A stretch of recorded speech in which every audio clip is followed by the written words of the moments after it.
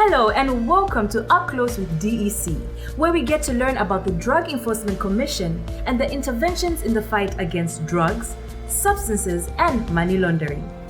In this episode, we talk to DEC Public Relations Officer Teresa Katongo to find out what the Commission is doing in the fight against drugs, substances, and money laundering.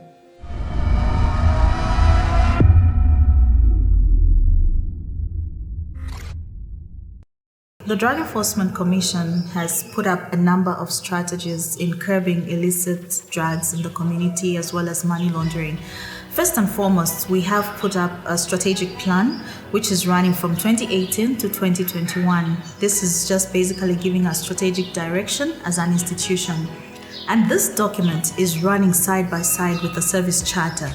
You know we need to serve our clients' interests in a good manner. So how responsible are we going to be to our clients who come through for different services, and what time are we going to be able to serve them in a particular program or problem that they've come with to the institution?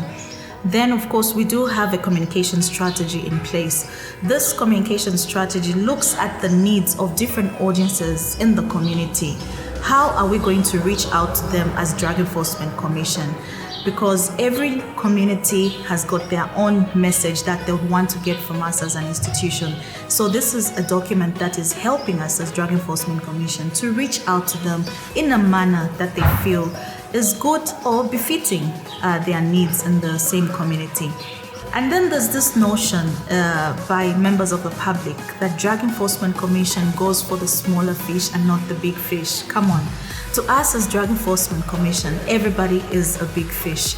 Our mandate stipulates that everybody found wanting, whether small or big, they need to be arrested. So to us, everybody found with drugs, everybody doing money laundering activities in the community, whether they have a big name tag to them or a small name tag to them, our role is to ensure that they are brought to book. So there's nothing like small fish or big fish to Drug Enforcement Commission. Then in terms of reporting purposes, if you as a member of the public would like to report any illicit activity happening in your community, Drug Enforcement Commission, ours is an open door policy.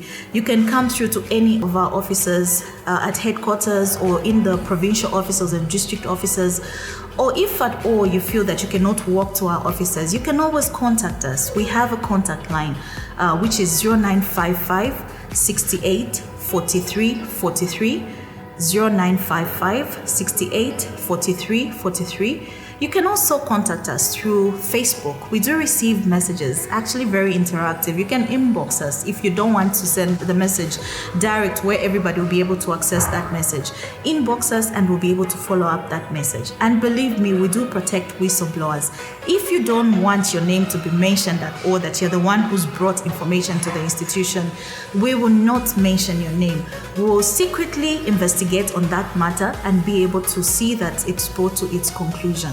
To the members of the public out there, our appeal is that feel free to come to Drug Enforcement Commission. If you have a child who's abusing drugs, don't feel scared that probably we're going to arrest that child once you bring them for counseling services. And by the way, these are free services.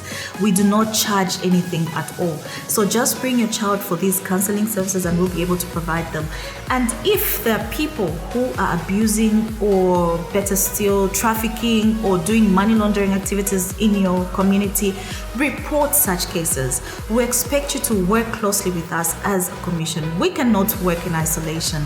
We depend on you. We depend on your information. This is why we are appealing to you that if there is anything illegal happening in your community, report it to Drug Enforcement Commission so that we can be able to follow up on that issue and bring sanity to your community. And then when you look at our communication strategy, we are trying to reach out to different audiences in different ways. Like for the younger ones, we are trying to reach out to them through animations, for instance. We have these cartoons running where we have drug messages for them. And then we also have what we're calling a family and parenting skills program. You know, it is important that we impart certain skills in the parents as they are taking care of their children out there. Some of them do not even know what to determine determine if a child is probably on drugs? How do they determine that this child is on drugs? How do they handle such a situation? So this is what Drug Enforcement Commission is doing by trying to impart skills to them, even bringing the children and the parents together so that we can be able to see how best can we help the family out there in order to curb illicit drugs or abuse of drugs in the homes. And then we do train peer educators in the schools and different communities. Sometimes it's important for young ones to listen to their fellow peers. So this is a strategy that we have put in place so that probably the younger ones out there can also reach out to their friends in trying to sensitize them on the dangers of abusing illicit drugs. So we are working with different schools, we are working with different communities in trying to train these peer educators so that they can be able to reach out where probably we are not as Drug Enforcement Commission. Of course, we are also doing some video productions like this one, for instance, that we are bringing out to you. These productions, you can find them on YouTube as well.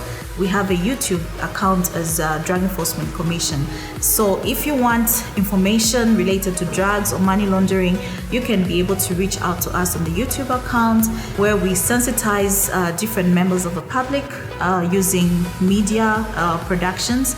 And this is a way that we're trying to reach out for those who feel lazy probably to read our literature, because of course we do have brochures and books that we have produced, but sometimes you find that the young ones would rather watch something online and be able to get the message.